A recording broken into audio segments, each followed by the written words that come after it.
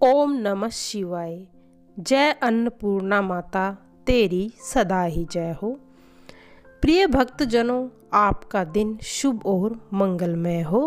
माँ अन्नपूर्णा आपके घर में अन्न और धन के भंडार को भरा रखे। तो आज सुनते हैं अन्नपूर्णा माता की कथा। माँ अन्नपूर्णा को पूजा करने से समृद्धि, संपन्नता और संतोष की प्राप्ति होती है। माँ अन्नपूर्णा की पूजा करने से भक्ति और वैराग्य का आशीर्वाद मिलता है। माँ अन्नपूर्णा के व्रत का संकल्प 17 साल, 17 महीने या 17 दिनों के लिए लिया जा सकता है। इस व्रत के दौरान दिन में सिर्फ एक बार फल खाना चाहिए। इस व्रत में बिना नमक का भोजन करना चाहिए। माँ अन्नपूर्णा की पूजा के लिए सुबह ब्रह्म मुहूर्त या शाम के समय का समय अच्छा माना जाता है। पूजा करते समय लाल, पीले और सफ़ेद रंग के कपड़े पहनने चाहिए।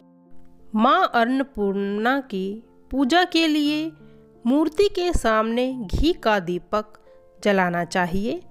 पूजा में पूरा भोजन चढ़ाना चाहिए।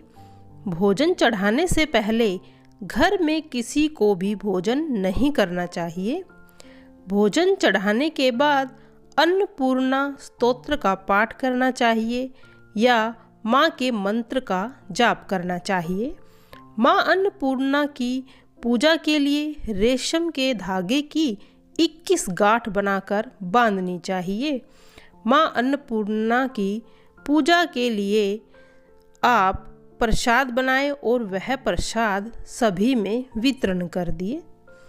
आइए सुनते हैं माँ अन्नपूर्णा की कथा। पूर्व काल में काशी नगर में एक ब्राह्मण और ब्राह्मणी रहते थे।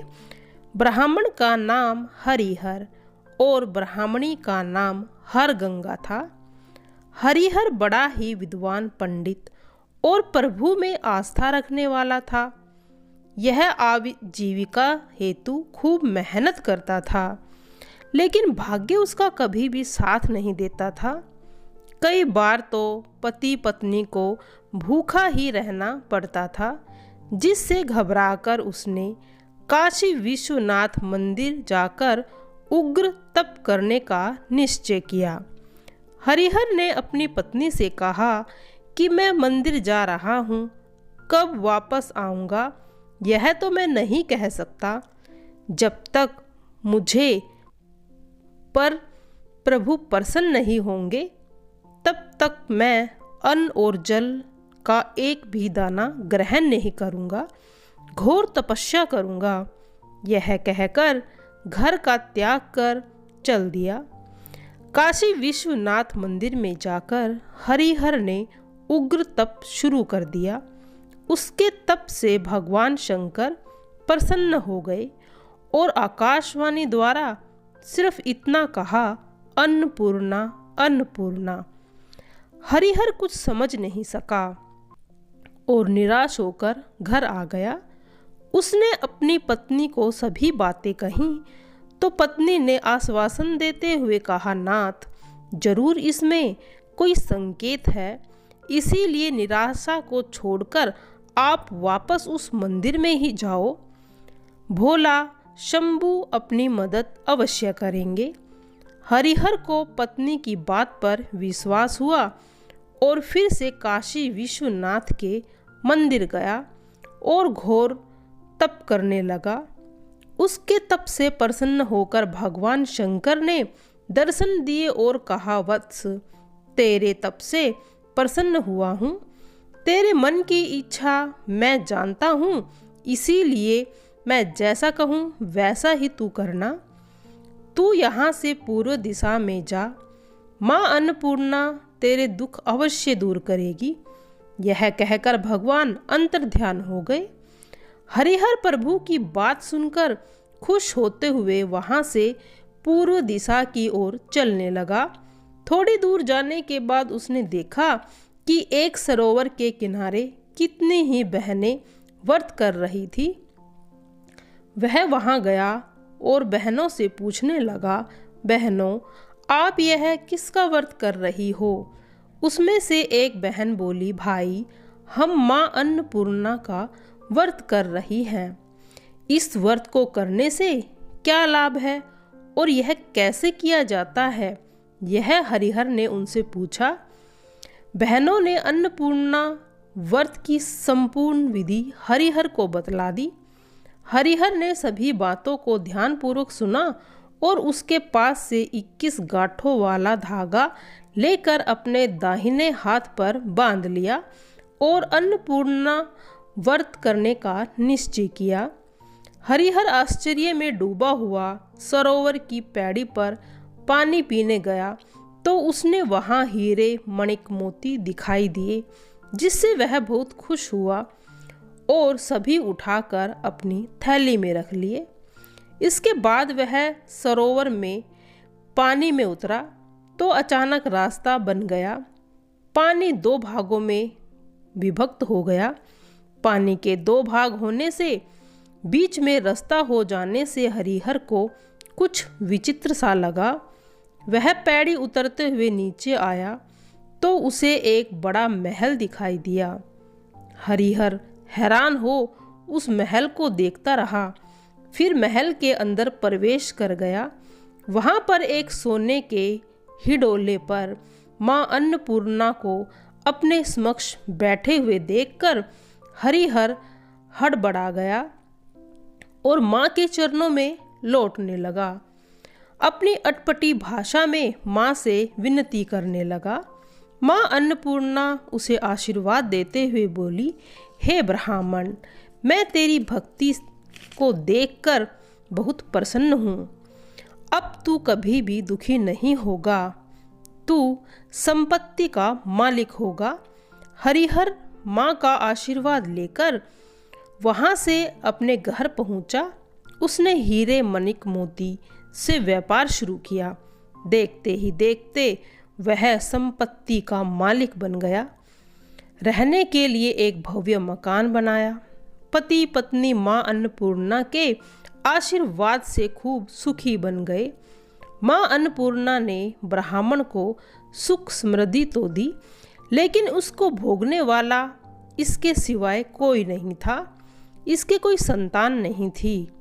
इससे हरिहर बहुत दुखी रहने लगा और हरि गंगा भी बहुत रहने लगी। उसने इस बाबत भी विचार कर हरिहर को दूसरे शादी करने के लिए खूब समझाया। हरिहर पहले तो लगन के लिए राजी नहीं हुआ, लेकिन हरि गंगा के हठ के कारण अपनी सौगंध देने से वह राजी हो गया। थोड़े समय के बाद हरिहर ने सैगुना नामक कन्या के साथ शादी कर ली। सैगुना में नाम मात्र को ही एक भी अच्छा गुण नहीं था, जिससे घर में कलह बढ़ने लगा और सुख शांति में विघ्न पैदा हो गया। हरिहर और हरि गंगा ने माँ अन्नपूर्णा का फिर से व्रत शुरू कर दिया। व्रत पूरा होने में 2 ही दिन बाकी थे कि रात्रि को सैगुना ने सोए हुए हरिहर के दाहिने हाथ पे बंधे हुए डोरे को तोड़ डाला, जिससे माँ अन्नपूर्णा कोपमाय होगी और अचानक महल में कहीं से आग लग गई। इस आग में हरिहर का सब कुछ जलकर राख हो गया। ये लोग बाहर निकल आए, इसीलिए बच गए। हरिहर माँ अन्नपूर्णा के श्राप से पहले जैसा हो गया। घर घर माल मकीलियत सभी नष्ट हो गई। माँ अन्नपूर्णा के इन पर रूठ जाने से अब तो खाने के भी लाले पड़ गए।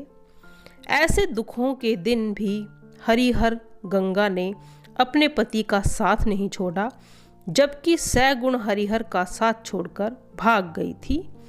हरिहर गंगा ने हरिहर को फिर से व्रत करने को कहा, लेकिन हरिहर अब इतना ज़्यादा निराश हो चुका था कि उसने सरोवर में गिरकर आत्महत्या करने का निश्चय किया और एक रात्रि को अपनी पत्नी को कहे बिना वह उसी सरोवर को पहुंचा।